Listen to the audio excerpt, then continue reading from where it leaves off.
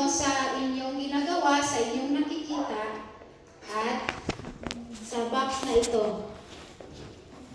Una sa lahat, ito ay labeled wrong.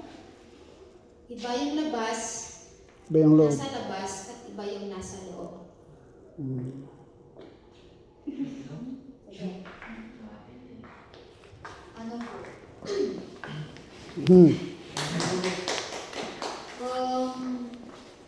Ayon sa pag-brainstorming po namin. Parang related po sa preaching ni Pastor kanina na parang may mga bagay na na akala nating right path na yun or na akala nating will yun ng Panginoon pero hindi pa pala yun, may better, may best pa pala siyang ibibigay sa atin. Parang dun sa illustration na yun, sa ginawa natin, di ba nga yung mga na-label as onion ganon, hindi siya tugma sa carton. So yun, parang not my will but yours be done. Parang ganun po. Okay, so hindi ko na-expect na ganun yung mga ideas ninyo. Meron pa ba? Mr. Allison? Ikaw.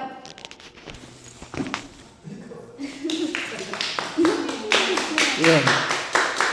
Sa nakikita ko kanina sa ating ginawa, hinahanap natin yung karton, Hinahanap natin yung karton.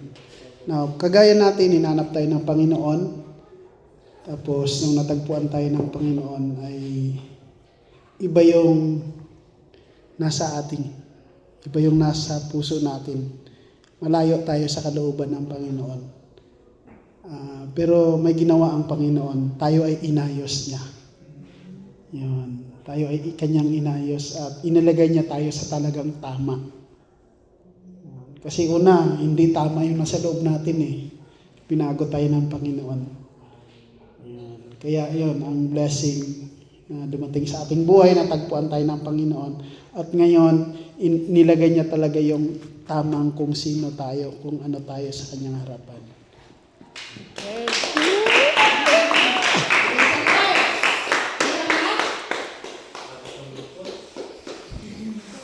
Meron pa? Madrico. Ulitin mo.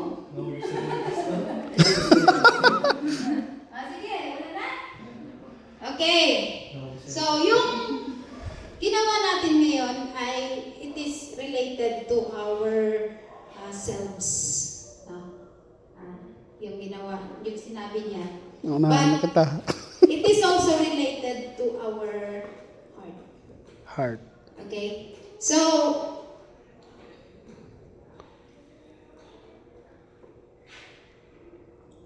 nakakalito Nakakalito yung laro ng yung ginawa natin. Dahil yung box ay na-labeled siya as sa labas, makikita natin na garlic siya or onion or pepper or tomato. But kapag tingnan natin sa loob, iba yung nakalagay. Kaya nalilito tayo. So, it did not matter na ibinigay niyo sa akin yung mga boxes that look like the right ones from the outside. So what matters is what's inside the box that matters. Okay? What's inside the box. So dapat hindi tayo malilito. Okay? So, pag tatanungin ko kayo, how much time you spend on your appearance?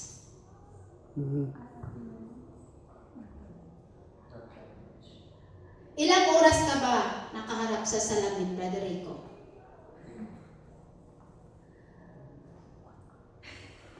Ha? O sa isang araw, ilang oras ka ba pabalik-balik sa salamin? Ilang beses, Sister Cassie? Ilang beses ka ba pabalik-balik sa salamin, nakatingin sa mukha mo, nakatingin sa damit mo, nakatingin sa sa'yo. Sa'yo, ikaw lang naman tinitingnan. Ikaw lang naman tinitingnan sa salamin. Ilang oras ba ginugugol niyo sa sarili niyo? Sa appearance niyo?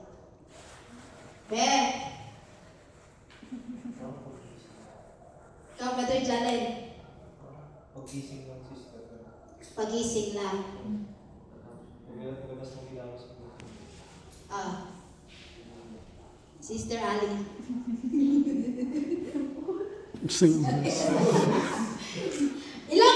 Ilang oras ka ba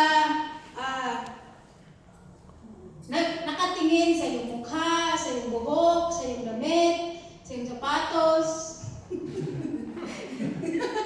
Depende po kung may event. Depende kung may event. Pero kung wala, tingin lang, kakaina. Sister kasi. Parang yun.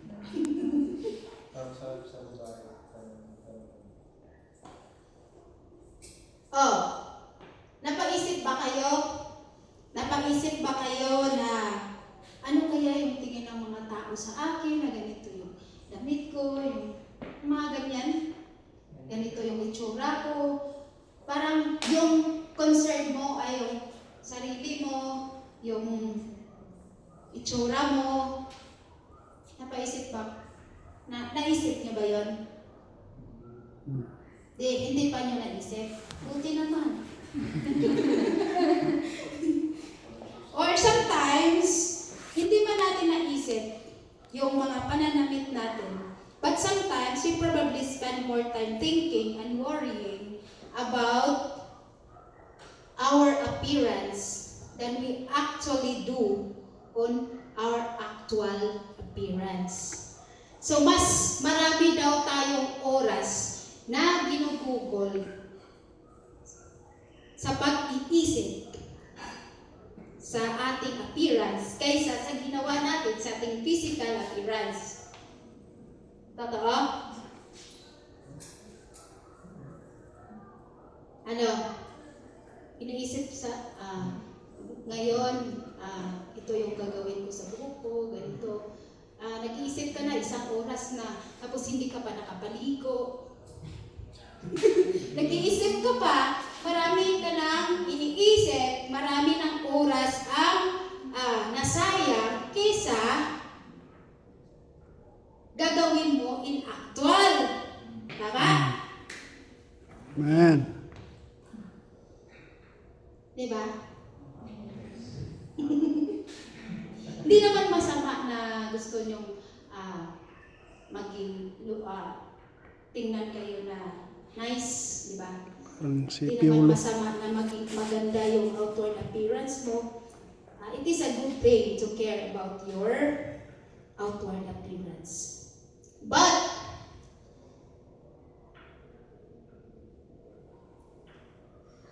kung hindi yung personal appearance or yung outward appearance natin ang ating focus, ano ang focus natin?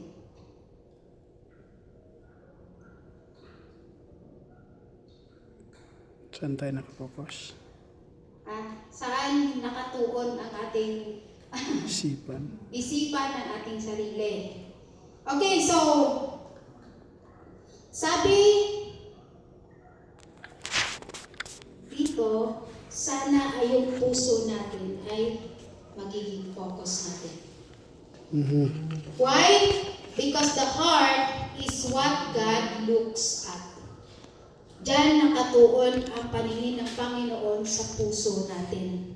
So yun yung sinabi ni Pastor kanina, He doesn't look at the outward appearance like we do. He looks straight at our heart. Amen. So 1 Samuel chapter 16 verse 7, sabi dito, ngunit sinabi ng Panginoon kay Samuel, huwag mong tingnan ang kanyang mukha o ang taas ng kanyang kataasan, ang height, sapagkat aking itinatakwil siya.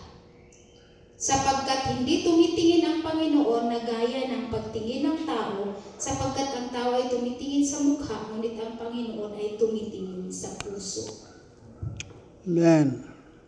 So, ang Panginoon ay nagsabi kay Samuel kung sino yung pipiliin na next king. So he could just have told him who the king was supposed to be. Instead, he tells Samuel, hindi ako nakatingin sa outward appearance. Hindi ako nakatingin sa height, dahil hindi yun ang basihan ng Panginoon na gagamitin niya ang tao na mataas, matangkad ka, maganda ka, matalino ka. Hindi yun ang hinahanap ng Panginoon. Ang Panginoon ay naghahanap ng mga tao na ang puso ay nasa Kanya. So this verse says that people look at the outward appearance. So ibig sabihin na ang mga tao ay tumitingin talaga sa labas. Kaya nga tayong mga young people, though nasa church kayo, sabi naman nila na nakatingin naman ang Panginoon sa heart. Hindi na kailangan ng outward appearance. But as an apostolic, we also need to dress up na kaaya-aya sa harapan ng Panginoon. Dahil dito sa ating puso nagmumula yung pagiging banal. Hindi lang sa labas, kundi nagmula dito sa loob. So obviously, kung tayo ay nag-effort, binigyan natin ng oras, nag-iisip tayo sa ating outward appearance, so ibig sabihin, obviously, para lang dito sa tao. But then, kung ating titingnan, doon sa ating puso, dito nagmumula na ang tao ay makakilala kung sino tayo. Kung ikaw ay naglilingkod sa Panginoon, makikilala kayo ng mga tao kung sino kayo sa pamamagitan ng iyong outward appearance. Okay? Kasi dyan nakatingin ang tao. Apostolic sila. Apostolic siya kasi ganito, ganyan. Yung mga babae, mga baambok, nakadapit sila ng maayos. Yun. Dahil yun ang tinitingnan ng tao. Kaya nga yung mga kababaihan ay tinuturuan na magdamit ng maayos. Ganon din ang mga kalalakihan. No? Okay, so like what I said, there's nothing wrong with wanting to look nice. So, but it's no good to put all your time and energy into making sure you look good on the outside. If you're not going to have any time or energy left to make sure that you look what you look on the inside. Okay, so I need a volunteer.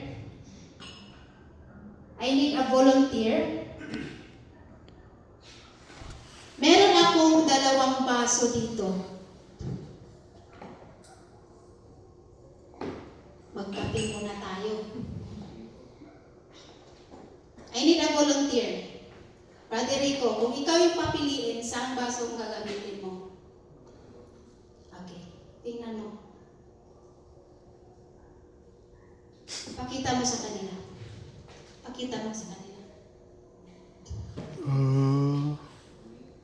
Madumi. Ito, pakita mo sa kanila.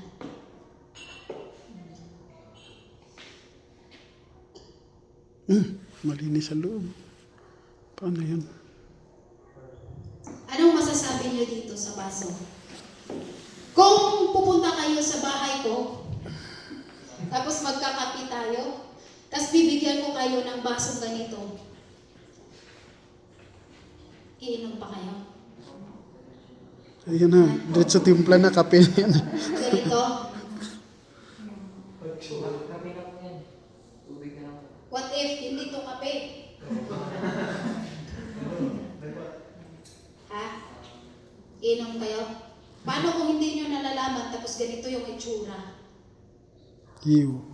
Bakat Ikaw? pupo. Kayo? Baka pupo. Hindi kayo inom. Pag ganito yung labas, tapos ganito yung loob, Gasan mo na lang. ano? Hindi ko kayo inaalaw na hugasan ninyo. Okay. Since ikaw yung guest, iinom pa kaya kayo? Hindi. Bahala ka dyan. Pinagtiyagaan ko tong hugasan eh. Kasi, Pinagtiyagaan ko tong hugasan sa loob. At ito, pinagtiyagaan kong hugasan sa labas. Ano sa inyo? Wala, no? So, everything looks great from the outside. Pero makikita niyo sa loob, ito yung itsura niya. Tayong mga tao, hindi natin gusto na ganyan yung gagamitin natin. Kahit tayong tao, ayaw natin uminom ng mga ganito. Kahit malinis pa yung sa labas at sa loob ay makikita natin, hindi natin gusto yon. At kahit makikita natin sa loob na malinis at sa labas ay hindi malinis, syempre hindi din natin gusto yon. Ganon din sa Panginoon. Gusto natin gamitin, gusto tayong gamitin ng Panginoon, pero kapag yung puso natin ay hindi kaya sa harapan ng Panginoon, may desire man ang Panginoon na gamitin tayo. Kung hindi natin palilinisan yung puso natin sa Panginoon, magiging maliwalay. Amen. Kaya nga, kailangan na malinis yung labas, kailangan na malinis yung loob, at yun ang gagamitin ng Panginoon. Dahil tayong mga tao, hindi natin gusto na ganito. How much more ang ating Panginoon? He is holy. He is righteous. Kaya nga every time na nakakumit tayo ng kamalian sa Panginoon, lumapit tayo sa Panginoon at magpapalinis tayo sa Kanya. Amen. Amen? Amen. Praise the Lord! Praise the Lord. Okay, last. Last na illustration.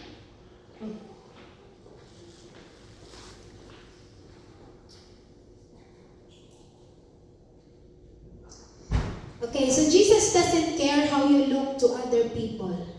Dahil yung mga tao ay judgmental, di ba? Makikita nila sa labas. Jesus doesn't care how you look to other people. He cares about how you look to Him. Yun ang gusto ng Panginoon. Yun ang nais ng Panginoon. How we look. Paano tayo? Paano yung puso natin? Ano yung nakita ng Panginoon sa puso natin? Yun ang mahalaga sa Kanya. And in order to look good to Him, we're going to have to make sure na ang ating mga puso ay nasa right place. Amen. We have to make sure na ang ating mga puso ay nasa right place. Na hindi lang label yung nasa labas, hindi lang label na nasa hindi lang title yung nasa sa atin, kundi kung ano yung title natin, yun din yung nasa loob natin. Yun din yung nasa puso natin. Yun ang kailangan ng Panginoon. Amen. So, I have here, last na lang ito, last na. Ito ay, siguro many of you nakakaalam na sa mga ganitong bagay. Rapo. Ito ay nag-represent sa atin. Ito ay yung kasalanan. At ito ay si Jesus. So what we will do,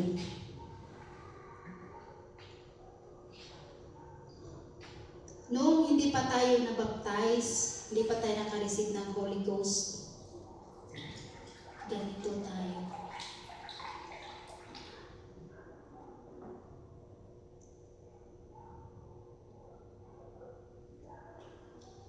The Bible says, if we say that we have no sin, we deceive ourselves and the truth is not in us. Kung sabihin daw natin na wala tayong kasalanan, dinadayaan natin yung sarili natin. Sabi ng Bible, hindi sa akin ha. Okay, ito. Yung sarili natin na feed up sa kasalanan. We don't have the power to separate sin from us on our own. Instead, ito ay mag-influence sa atin to sin more. Ang sarili natin. To sin more. It has the power to affect the person's mind, soul, body, yung actions, yung spirit natin. Yung kasalanan ay merong influence na mag-affect sa atin, yung puso natin, yung isip natin, yung katawan natin, ginagawa natin na hindi maganda.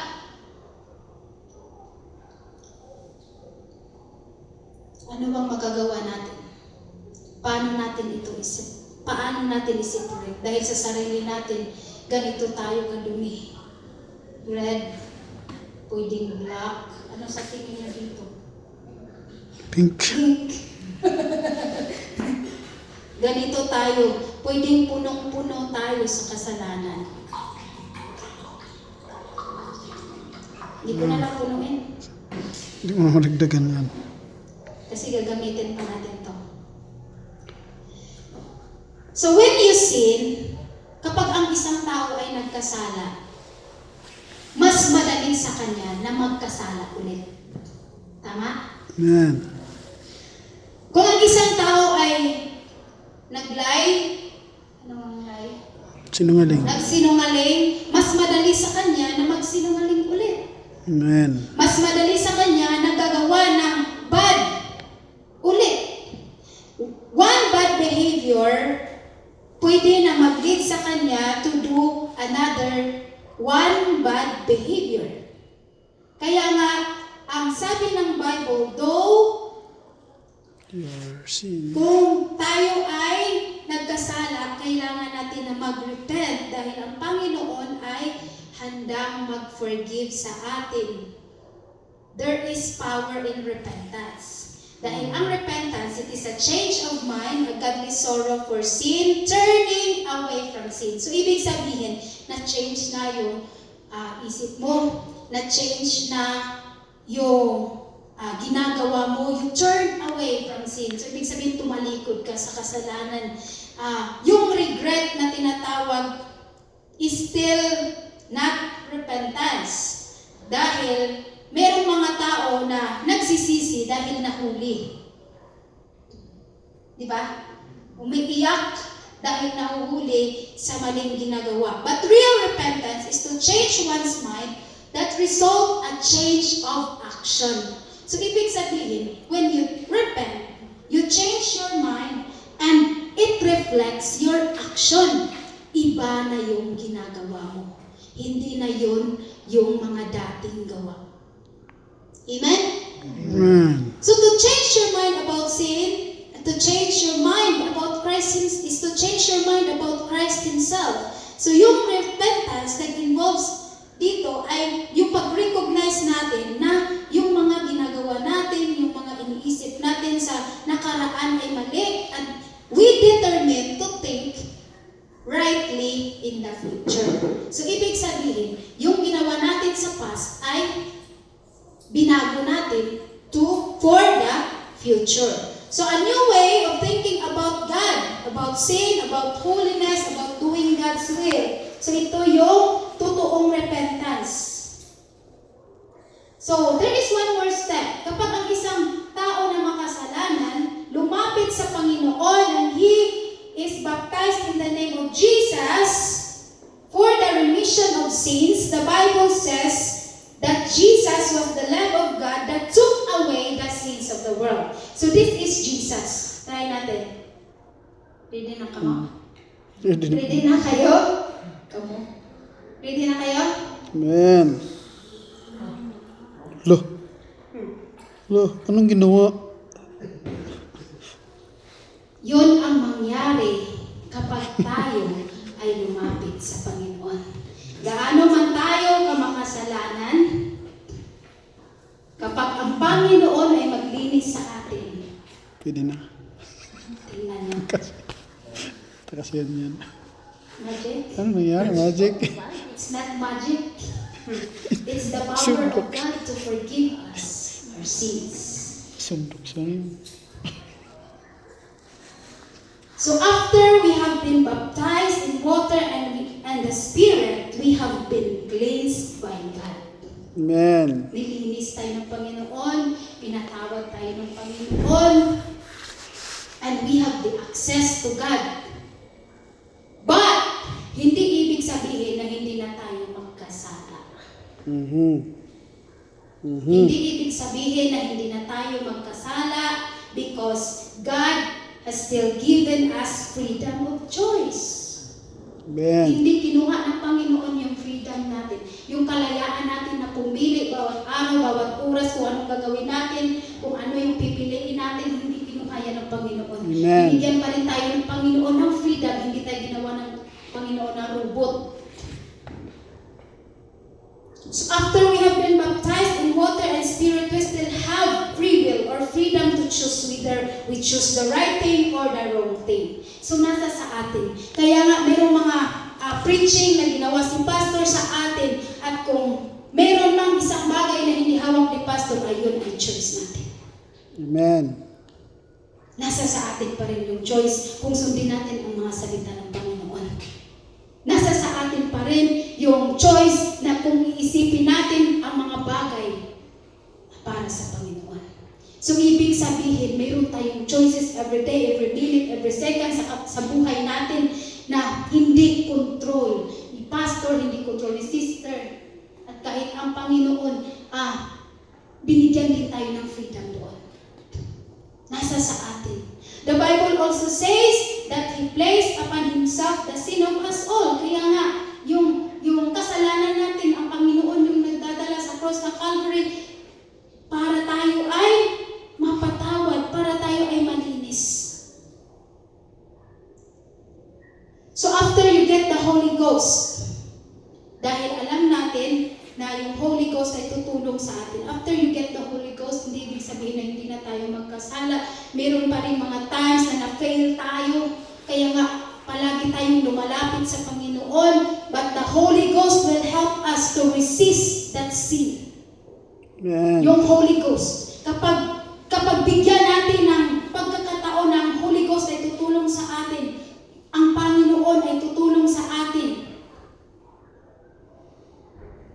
na ilayo tayo sa tukso, na labanan natin ang tukso, na madaig natin ang tukso sa buhay natin. Ganito tayo.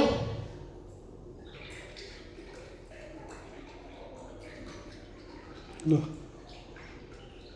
Yan. Nandyan si Jesus.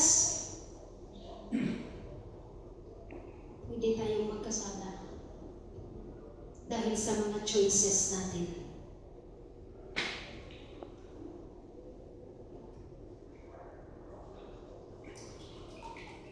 Kahit nandyan si Jesus at magiging kristal yun, alam ng Diyos na meron tayong tinatago sa puso natin. Kahit hindi visible na makita natin dito, hindi man visible doon. Pero alam ng Panginoon na mayroong nakatago doon. Kaya nga, every day, every moment, kailangan natin sabihin sa Panginoon, nung mag-communicate tayo sa Panginoon, Lord, search mo. I-search mo yung puso ko, kung ano mang merong nakalagay doon na hindi maganda, merong mga mali na nakatago doon, Lord, linisin mo ako. Amen. Minsan sinusubuan pa natin ang sarili natin sa kasalanan kahit alam natin na mali ang ating ginagawa. Kahit gustuhin pa ng tao na umalis sa kasalanan, hindi siya makaalis dahil hindi niya kayang ihiwalay ang kanyang sarili sa kasalanan.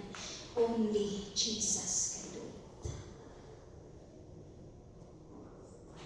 Minsan pinifeed natin ang ating mga sarili sa mga ganitong bagay, sa makamundong mga gawa, mga kapatid.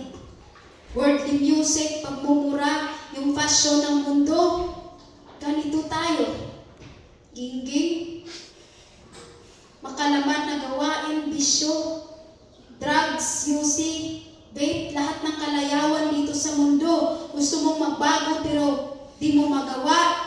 And the more na umiiwas ka sa kasalanan, the more na hinihila ka, pag isa lang ang kailangan mo, isa lang ang kailangan mo. Sino? Si Jesus. Jesus yung kailangan natin. Si Jesus ay kayang linisin kahit gaano pa tayo kadumi, karungis, gaano pa tayo kaputik sa paningin ng Diyos, kaya tayong linisan ng Panginoon. Di mo kaya, pero kaya ng Diyos. Di natin kayang i-separate yung sarili natin dito sa kasalanan na nasa sa atin. Ngunit kaya ng Panginoon. I would like to tell you, ngayong binago ka na ng Panginoon, huwag kang bumalik sa kasalanan. Amen. At baka umaapaw ang kasalanan natin, lahat ng mga tao sa paligid natin, maapektuhan. That's why we need Jesus sa ating buhay. Ito ay nag-e-influence sa atin at mag-e-influence sa mga taong nasa paligid natin. At ito ay mag-e-influence sa mga taong close natin. Amen. Lagi nating tandaan na kapag dumating man yung araw na magkamali tayo, ito yung kailangan natin. Praise the Just Lord. pour out Jesus into your life. And Amen. your family, your friends, lahat ng nasa paligid mo, maaapektuhan sila and you will be the light. Amen. Praise the Lord. Praise the Lord. Kaya nga, sa panahon na na-fail tayo, hindi natin maiwasan na ma-fail tayo, hindi natin maiiwasan na magkamali tayo. Lumapit tayo sa Panginoon. Lahat ng mga bagay na nasa loob natin, pwedeng linisin ng Panginoon. Amen. Let us all stand. Praise the Lord. Let's worship the Lord one more time. Ano man yung nasa puso mo na nais mong sabihin sa Panginoon sa gabing ito, pwede tayo magpuri sa Panginoon. Let's make our commitment to God. Ano yung commitment natin sa Panginoon sa gabing ito? Ano yung gagawin natin? Hayaan natin ang Panginoon yung mag-search sa puso natin. Ano ba talaga yung kailangan natin? Ano ba talaga yung gusto natin? Nais ba natin na ma-please natin ang Panginoon sa buhay natin?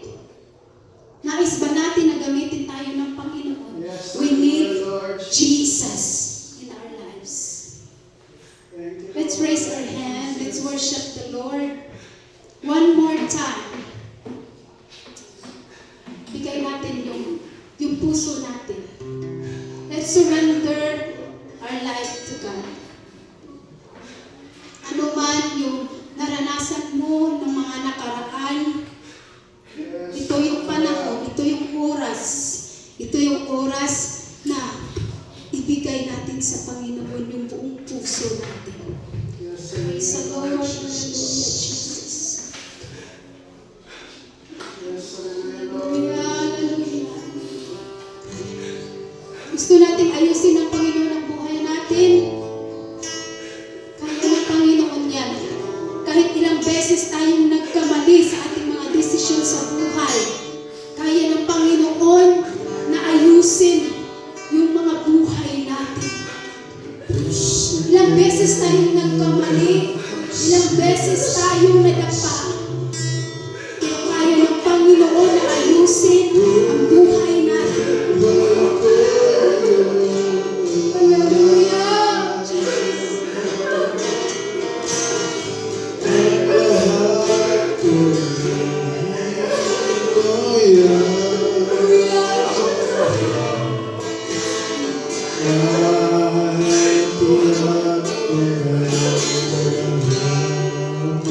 Hallelujah.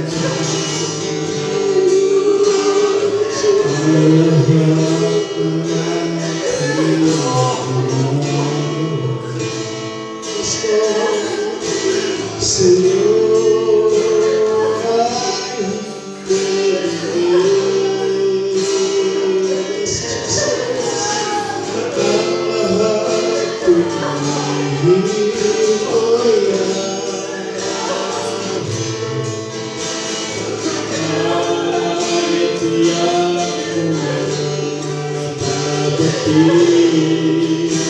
Lord, salamat, Panginoon, pinalabot.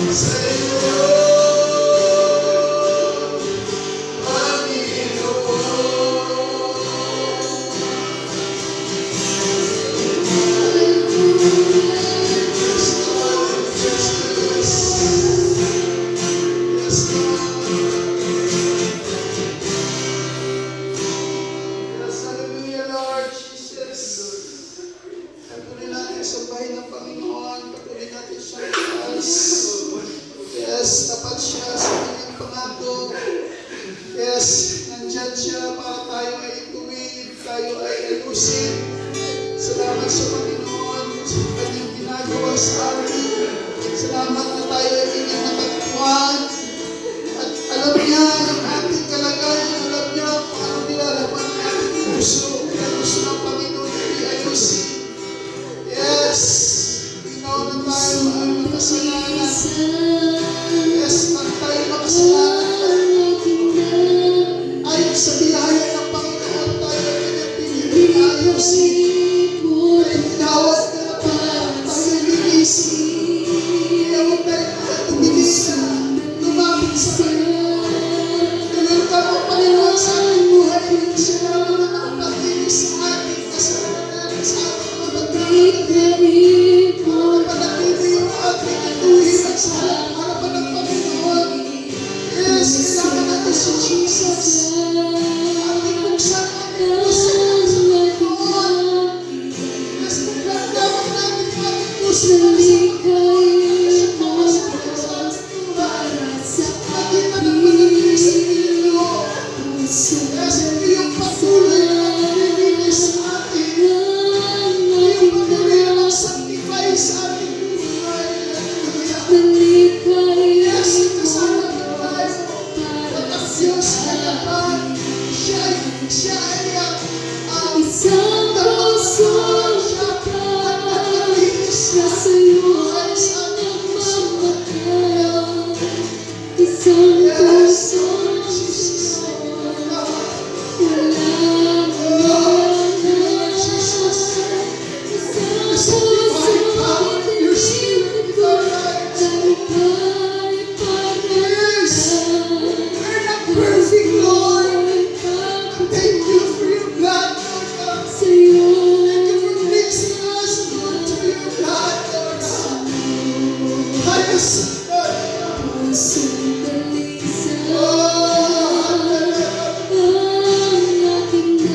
Yes, Lord. Yes, Lord. Once again, Lord God, fill us with your presence, Lord God. Once again, Lord, fill this place with your presence, Lord. Do something, Lord. Out of your spirit, Lord. Yes. Yes, I know, Lord, that you love us, Lord.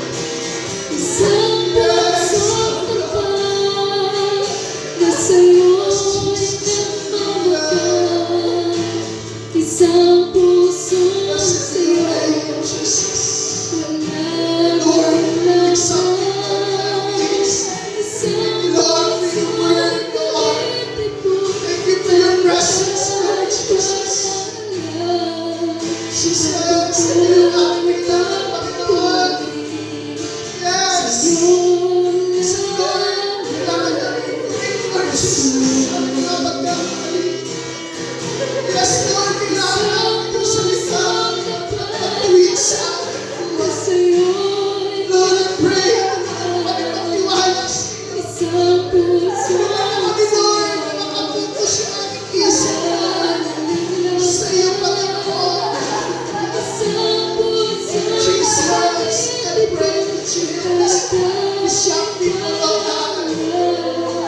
Oh, I pray, Lord, Jesus, manamilis sila sa iyo, Panginoon. I pray, Lord, pinitin nila yung kanilang sarili, Panginoon, ay lapit sa iyo, Lord. Pinitin nila ang kanilang sarili, Lord. Na sila ay umiwas na tuwag, hindi magandang Jesus sa lahat. Lord Jesus, we know, Lord, na sa liwanag mo ay puno, Lord, temptation, puno ng kasalanan. Lord, help us, Lord, and us, Lord Jesus. Lord, na ang labanan, Panginoon, ng mga ginagawa mo. Lord Jesus, I pray, Lord, na mas manaig yung Espiritu sa amin kasi sa lahat, Panginoon. Yes, Lord, we need Jesus. We need you, Lord, to fix our heart. Hallelujah.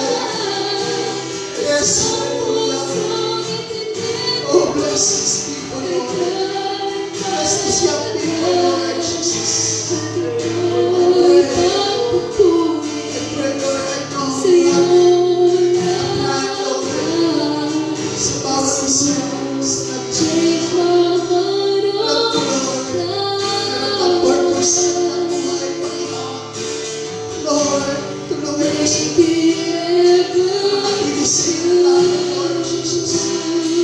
Hindi sila mag-stick sa kanilang plan, kundi sa iyong plan. Lord, tulungan mo sila na mag-abot ng kanilang mga desires. Ayon sa iyo, Lord Jesus. Oh God, ikaw lang ang alam ng bawat isa pa. I pray for Marie, Lord Jesus. Ano man, Panginoon, ang nangyari? Hinaharap siya at mga malagpasan mo, Lord Jesus. Manatili siya, Panginoon, sa iyo, Panginoon. I pray, Lord, na ang kanyang buhay ay magiging gamit sa iyo. Bigay mo na manatili sa iyo. I pray, Lord, for Sister Angel, Lord Jesus. At Panginoon, ang kanyang plano sa buhay. I pray, Lord, ang iyong plano, Lord, na magiging sa kanya. Lord, na maluwalhati ka sa kanyang buhay. I pray, Lord, Sister Alison, Panginoon. Lord, bless him, Lord God. Lord, tulungan mo siya, Lord. Tumayo, Lord Jesus, sa kanyang buhay. Tumayo, Lord, sa iyong salita. I pray for Mother Jeffrey, Lord Jesus. Lord, we know, and I know, Lord, na ikaw, Lord, ay may plano sa kanyang buhay, Lord Jesus. I pray ikaw ang magmula sa kanyang Panginoon. Ganun din, Lord, si Mother Johnny, Panginoon. Lord, give him direction, Lord Jesus, sa kanyang buhay, Lord. I pray in the mighty name of Jesus. Lord God, ikaw ang Diyos, alam ng lahat. Lord, ikaw, Panginoon, ang magbigay, Lord, ng kaliwanagan, Lord, sa mga sinigo, sa sitwasyon ng buhay, Lord Jesus. I pray, Lord, for Sister Cassie, Panginoon. I pray, tulungan mo siya labanan, Panginoon. Ang anumang laban sa kanyang buhay, Panginoon, mag-ignore ang sinigo, Panginoon. I pray, labanan sa kanya ang iyong banal na Espiritu, Panginoon. Hallelujah. I pray for paniriyan niya, Lord Jesus. Lord, magpapili siya, Panginoon, sa kanyang katanggap mula sa iyo. I pray for Brother Justin, Lord Jesus. Pagkakaswala siya ng banal na Espiritu, Panginoon. Hallelujah. I pray, Lord, Lord Jesus. Lord, na may langit ka sa kanyang buhay. Panginoon, I pray, makita mo sa kanyang daan. Panginoon, na dapat ikatahan mo, Lord, sa kanyang buhay. I pray sa mga kapatid, Panginoon, Jesus. Kung pagpalain mo sila, bigyan mo sila ng kalakasan, Lord Jesus. Sa kanilang pag-aaral, Panginoon, I pray, Lord, ikaw ang magiging sa kanila, Lord Jesus. Lord, we know, ang plano namin ay hindi ito hihit sa plano, Panginoon. Pero nagigit na plano sa amin. Kung gaano kataas ang langit sa lupa, ay hindi kataas ang plano sa aming buhay, Panginoon. May plano man kami sa aming buhay, yung ibang plano, Jesus. Oh, I pray, Lord. Oh, I pray, Lord Jesus. In the mighty name of Jesus. In the mighty name of Jesus. Oh God. Hallelujah. Oh, bless. Be blessed. Hallelujah. You are the potter and our God. We are the clay, Lord Jesus. Oh, help us, Lord. Oh, Jesus. Yes, Lord Jesus. Yes, Lord Jesus. Change my heart. Yes, Lord God. Thank you, Lord. Make Oh, it hallelujah, hallelujah. Yes, Lord, because you, Jesus. change my Oh, heart. thank you, Lord. Thank you, Lord. Thank you, Lord. May I be alive. Yes, Lord, we praise you, Lord Jesus. We praise you, Lord Jesus. Let's clap our hands to Jesus. Hallelujah. Shall we say hallelujah, Jesus? Shall we say thank you, Jesus?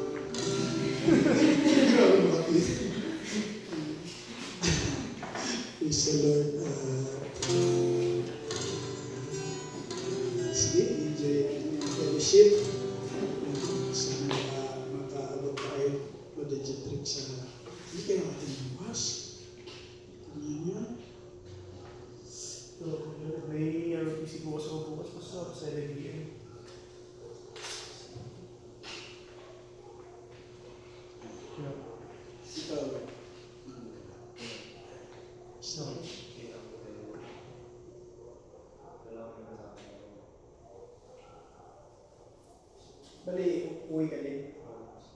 Kasi